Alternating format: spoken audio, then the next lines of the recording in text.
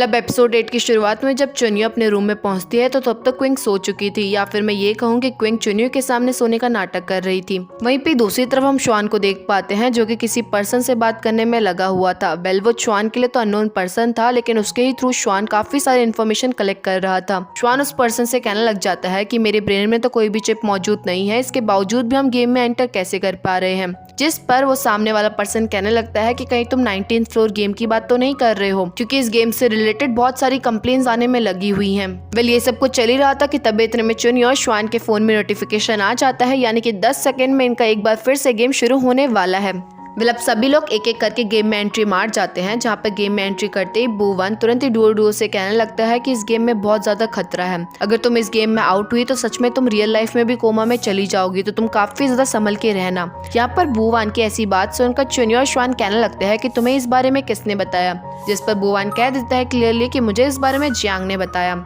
जहाँ पर लास्ट में जियांग भी कह देता है कि मैंने जानबूझ के तुम्हें बुद्धू बनाने की कोशिश करी या फिर तुम्हें डराने की कोशिश करी, क्योंकि तुम्हारे फादर ने मुझसे पैसे ले रखे हैं और इतना पैसा होने के बावजूद भी मुझे पैसे वापस नहीं कर रहे और मुझे अभी पैसों की बहुत ज्यादा जरूरत है। इसके साथ साथ जियांग डुओ की तरफ देखते हुए कहने लग जाता है कि तुम कौन हो, तुमने ये मास्क क्यों लगा रखा है, तुम्हें भी अपनी आइडेंटिटी हमारे सामने रिवील करनी चाहिए, कहीं तुम ही तो क्रिमिनल नहीं हो, कहीं तुम तो हमें फंसाने वाली नहीं हो। जिसके बाद हमें मालूम पड़ता है कि डुओ यहाँ पर और कोई नहीं बल्कि नान है। नान को जब बू-1 ने गेम के बारे में बताया था तो बार बार नान के मन में गेम की बातें चल रही थी, जिसके चलते लास्ट में नान भी वो हेलमेट यूज कर लेती है। फिर होना क्या था, देखते देखते नान भी पहुंच जाती है 19th फ्लोर वाले गेम में, जहाँ पर नान को अपना ये लोग बहुत ज्यादा पसंद आया था। इवन नान तो इस बात से भी सबसे ज्यादा खुश थी कि वो अब चल पा रही है। इसके साथ साथ यहाँ पर नान बाकी लोगों के आने से पहले मंदिर में रखे हुए हाथ को भी अपने प्रेस कर लेती है। जिसके बाद नान पूरे गाँव को एक्सप्लोर करती है और साथ दूर से इन सभी लोगों को भी देख लेती है।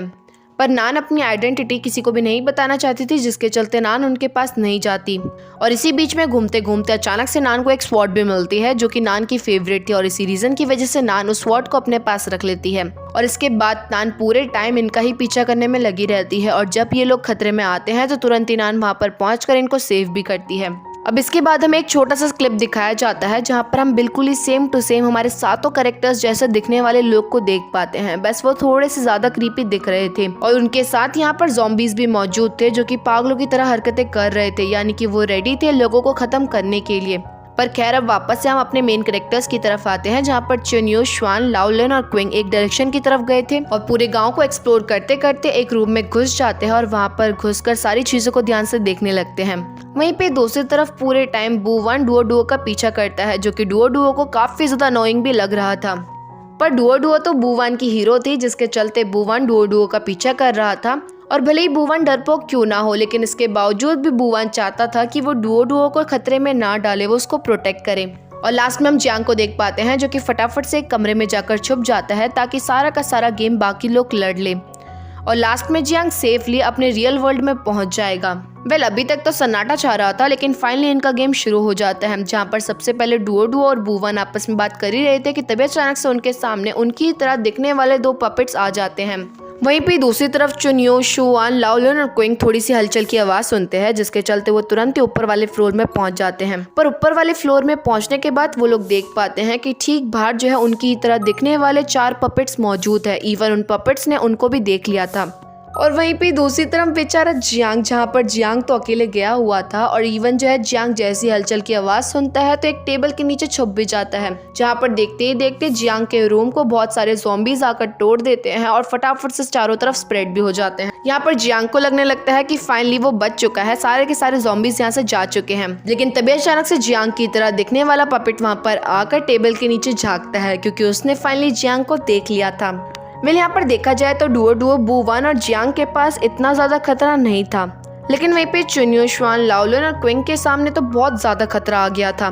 क्योंकि उनके ऊपर उनके पपेट्स के साथ साथ बहुत सारे ज़ॉम्बीज आकर भी अटैक करने लग जाते हैं। या फिर मैं ये कहूँ कि वो पपेट लोग तो कुछ भी नहीं करते और उल्टा ये ज़ॉम्बीज लोग पागलों की तरह इनके ऊपर हमला करते हैं। और रही बात बू-1 और डुओ की, वो तो भागते रहते हैं अपने पपेट से बचकर। और last but not the least Jiang को तो यहाँ पर बहुत डर लगने लग गया था, उसे समझ नहीं आ रहा था कि अब वो क्या करे। जिसके चलते जियांग तुरंत ही अपने हाथ में एक डंडा पकड़ता है और जैसे उस पपेट को मारने वाला होता है कि तभी अचानक से जियांग की तरह दिखने वाला पपेट खुद डर जाता है और उल्टा जियांग की तरह दिखने वाले पपेट की रिएक्शन को देखकर हमें ऐसा लग रहा था कि वो जियांग से डर चुका है और देखते ही देखते उल्टा वो पपेट वहाँ से भग जाता है। अब सीन शिफ्ट होता है चुन्यू, श्वान, क्विंग और लाओलिन की तरफ, जिनके ऊपर तो उल्टा ज़ॉम्बीज लोगों ने तक हमला कर दिया था, जहाँ पर चुन्यू तुरंत ही क्विंग और लाओलिन को कमरे के अंदर बंद कर चली जाती है श्वान के साथ दूसरी डायरेक्शन की तरफ, ताकि सारे के सारे ज़ॉम्बीज उनके ऊपर हमला करने के बजाय सीधा चुन्यू और श्वान के पीछे जाए। यानी कि एक तरह से यहाँ पर चुन्यू क्विंग और लाओलिन को प्रोटेक्ट करना चाहती थी, बट वहीं पे क्विंग तो चुन्यू से एक बार फिर से गुस्सा हो जाती है।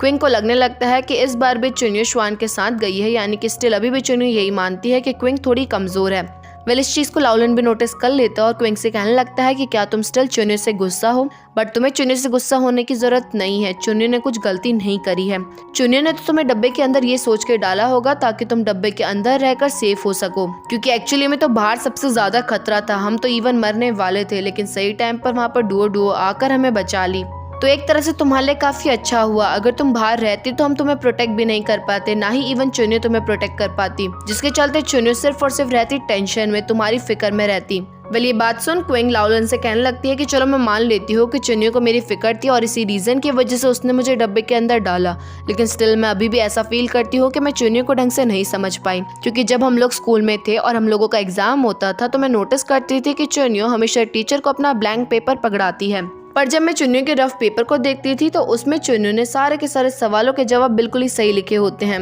क्योंकि ऑफ कोर्स वो सारे के सारे क्वेश्चंस बहुत ज्यादा इजी थे और चुन्यू उनको अच्छे से कर सकती थी। पर चुन्यू कभी भी ऐसा नहीं करती, यानी कि अपनी आंसर शीट्स में सही आंसर नहीं लिखती, जिसके चलते चुन्यू को तो टॉप मानना चाहिए था, लेकिन लास्ट में चुन्यू जो है फेल हो जाती है। इसीलिए मेरे अकॉर्डिंग चुन्यू बहुत ज्यादा टैलेंटेड है, लेकिन वो हमेशा अपनी इस टैलेंट को छुपाती रहती है और इसी रीजन की वजह से मेरे लिए चुन्यू काफी ज्यादा मिस्टीरियस है। वेल अब दूसरी तरफ हम चुन्यू और श्वान को देख पाते हैं, जो कि पानी के पास बैठे हुए थे। उन्होंने सारे ज़ॉम्बीज को वहां से भगा जो दिया था, बट इस चक्कर में श्वान के हाथ में घाव बन गया था, जिस पर चुन्यू पानी के थ्रू श्वान के उस घाव को भरने में लगी हुई थी, यानी कि पोंछने में लगी हुई थी।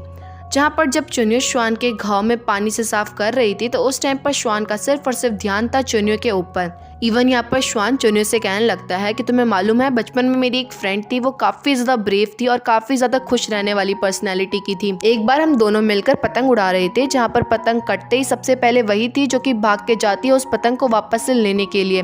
वो पतंग पेड़ में अटक गई थी, लेकिन इसके बावजूद भी वो लड़की बिना डरे तुरंत उस पेड़ में चढ़ती है और इवन उस पेड़ में से उस पतंग को निकाल भी देती है, लेकिन इस चीज के चलते वो पेड़ से गिर जाती है और उसके पैरों में बहुत तेज चोट आती है। पर इसके बावजूद भी वो रोती नहीं है, बल्कि खुश होती है, बहुत ज्यादा इंजॉय करती है, ऐसा लगता है कि उसे तो पेन होता ही नहीं है। अब इसके बाद हम वापस से क्विंग और लाओलिन को देख पाते हैं, जहाँ पर लाओलिन क्विंग से कहने में लगा हुआ था कि तुम्हें चुन्यू के साथ और भी टाइम स्पेंड करना चाहिए ताकि तुम चुन्यू को अच्छे से समझ पाओ। वेल ये दोनों आपस में बात कर ही रहे थे कि तभी अचानक से क्विंग और लाओलिन के रूम में भी ज़ॉम्बीज का अटैक हो जाता है, जिसके चलते होना क्या था, तुरंत ये लोग भागने लग जाते हैं और वेल सभी लोग इधर से उधर भाग ही रहे थे, जिसके चलते लास्ट में सातों के सातों एक साथ आ जाते हैं और फटाफट से भागकर एक रूम में घुसते हैं और तुरंत ही उसके गेट में बहुत सारी लकड़ियों का सामान लगा देते हैं ताकि उनके ऊपर ज़ॉम्बीज लोग अटैक ना कर सके।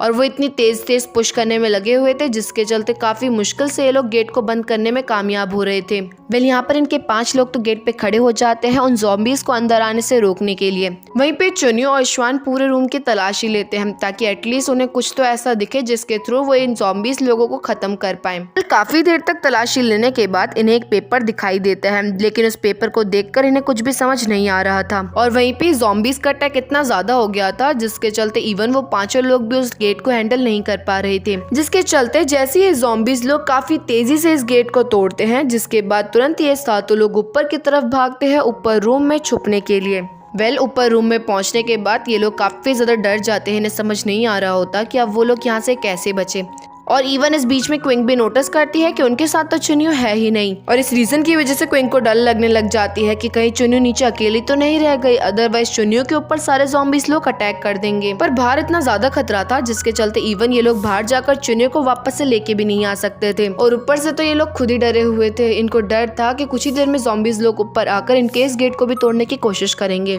और इस चीज के बारे में ये लोग सोच ही रहे थे कि तभी अचानक से ये लोग देखते हैं कि नीचे की धमधम बिल्कुल ही कम हो चुकी है, जैसे कि मानो वहाँ पर अब कोई भी मौजूद नहीं है। और इतना ही नहीं बल्कि अचानक से ये लोग सीटी की भी आवाज सुनते हैं, जैसे कि मानो कोई बहुत तेज सीटी बजा रहा हो, जिसे सुनकर श्वान को याद आता है कि ये काम और कोई नहीं बल्कि चुनियो ही कर रही है, क्योंकि चुनियो और श्वान ने उस पेपर में देखा था कि ये लोग विसल बजाकर, यानी कि वो मशीन वाली विसल बजाकर ज़ॉम्बीज को अपनी तरफ अट्रैक्ट कर सकते हैं। और इसका मतलब ये बिल्कुल भी नहीं है कि ज़ॉम्बीज लोग इनके कंट्रोल में आएंगे। इसका मतलब ये है कि अब वो ज़ॉम्बीज लोग उसी पर्सन के ऊपर अटैक करेंगे जो कि विसल बजा रहा है। यानी कि देखा जाए तो एक तरह से चुनियो ने अपनी जान के ऊपर खतरा मोल ले लिया है। और इसी के साथ हमारे एपिसोड 8 का यहीं पे एंड होता है। वेल अब देखना ये है कि कहीं चुनियो इस गेम में इस चक्कर में आउट ना हो जाए, लेकिन हमें क्या, हमें तो ड्रामे को एंजॉय करने से मतलब रखना चाहिए। वेल नेक्स्ट एपिसोड बहुत जल्दी अपलोड हो जाएगा, तो प्लीज वीडियो को लाइक और चैनल को सब्सक्राइब करना मत भूलना। तब तक ले बाय।